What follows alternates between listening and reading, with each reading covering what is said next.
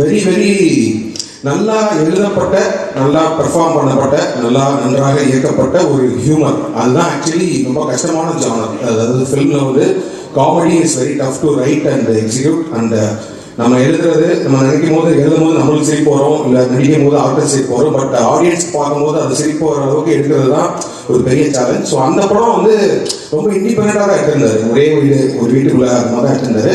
But அதை பார்த்துட்டு நானும் கார்த்திகனும் பயங்கரமாக என்ஜாய் பண்ணுவோம் அந்த படம். பட் அப்புறம் கேட்டோம் அவர்கிட்ட, என்னங்க அந்த என்ன விஷயமா இந்த படத்தை எங்களுக்கு காமிச்சிங்கன்னு சொன்னப்போ he said இதை ரீமேக் பண்ணணும், இங்கே ரீமேக் பண்ணலாமா அப்படின்ற மாதிரி கேட்டார்.